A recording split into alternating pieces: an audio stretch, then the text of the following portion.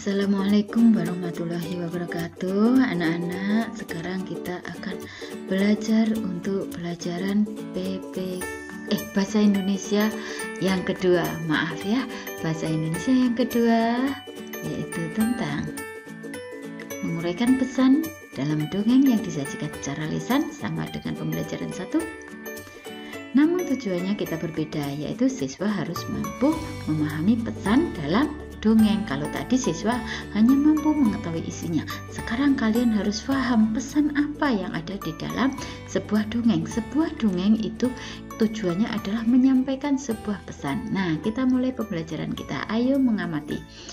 Edo, Siti, dan Beni sedang bermain di rumahnya Dayu. Dayu menunjukkan sebuah majalah yang di dalamnya ada cerita dongeng. Edo, Siti, dan Beni berebut membaca dongeng tersebut. Dayu mengusulkan agar salah satu dari mereka membacakan dongeng. Teman lainnya menyimak dongeng yang dibacakan. Nah, sekarang yang membacakan dongeng adalah Bu Khalid. Masih ingat dongeng itu apa? Dongeng adalah cerita khayalan atau cerita yang tidak benar-benar terjadi. Nah, pengembara dan sebuah pohon. Ya, kita mulai. Judulnya adalah Pengembara dan Sebuah Pohon, dikarang oleh Aesop. Dua orang pengembara berjalan di sepanjang jalan yang berdebu dan tandus di hari yang sangat panas. Tidak lama kemudian, mereka menemukan sebuah pohon besar. Dengan gembira, keduanya lalu berteduh dari teriknya sinar matahari di bawah naungan daun-daun pohon besar yang lebat. Saat beristirahat, mereka melihat ke atas pohon. Salah seorang pengembara berkata kepada teman seperjalanannya, "Ah, betapa tidak bergunanya pohon besar ini. Pohon ini tidak memiliki buah sehingga tidak berguna untuk manusia sama sekali." Kemudian pohon besar tersebut berkata, "Kamu manusia yang tidak tahu berterima kasih." Pohon itu berkata lagi, "Kamu datang dan bernaung di bawah daun-daunku. Kamu menikmati teduhnya perlindungan cabang dan daunku. Kamu masih menyebutku tidak berguna sama sekali." Nah, coba kalian dengarkan beberapa kali ceritanya. Ya, Tuhan menciptakan makhluk hidup dengan tujuan tertentu. Setiap makhluk hidup bermanfaat untuk makhluk hidup lainnya. Tumbuhan bermanfaat untuk manusia. Hewan juga memiliki banyak manfaat untuk manusia. Bagaimana sikap manusia terhadap tumbuhan dan binatang? Bagaimana sikap kamu terhadap tumbuhan dan binatang? Kita tetap harus berbuat baik. Berbuat baiknya bagaimana? Apa menghormati? Ya enggak. Kita berbuat baik kepada tumbuhan. Kita harus menjaga kelestariannya.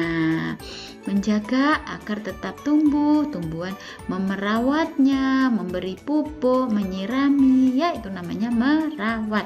Demikian juga binatang. Kalau kita tidak boleh menyakiti terutama binatang. Jadi kalau di sekolah ada binatang, nggak boleh disakiti. Walau binatang itu kecil ataupun besar, aneh, semuanya binatang tidak boleh disakiti. Kalau kita punya binatang ternak, kita harus merawatnya dengan baik. Mungkin membersihkan kandangnya, memberi makan, memandikannya ya, supaya binatang yang kita pelihara tetap sehat, tidak menimbulkan penyakit. Nah, setelah kalian tahu sikap manusia terhadap binatang, sekarang ceritakanlah pesan yang terkandung pada dongeng Pengembara dan Sebuah Pohon. Lah, dongeng yang dibacakan Bu Khalid tadi pesannya apa ya? Kalian boleh mengarang sendiri. Saya cuma juga sedikit mengarahkan. Nah, di sini kita berbicara tentang tumbuhan dan manfaatnya. Nah, apa pesan yang terkandung? Nah, kita harus Yang pertama, kita tidak boleh mencela terhadap sesuatu apapun. Ya, nggak boleh mudah mencela. Yang kedua, kita harus mudah berterima kasih, ya. Walaupun itu manfaat dari yang ada di sekitar kita, mungkin bantuannya itu sangat sedikit, kita juga harus berterima kasih walaupun itu bantuan atau manfaatnya sangat sedikit. Jadi pesan yang terkandung, kita tidak boleh mencela apapun, kita tidak boleh merendahkan apapun yang ada di sekitar kita, dan kita harus mudah berterima kasih terhadap apapun yang ada di sekitar kita.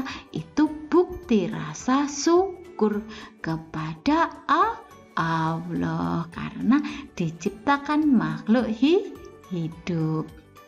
Ya, itu pesan yang terkandung di dalam dongeng. Oke, demikian dari saya. Bila ada yang kurang paham, bisa tanya lewat WhatsApp atau langsung telepon. Terima kasih. Belajar yang sungguh-sungguh dan tetap semangat. Wassalamualaikum warahmatullahi wabarakatuh.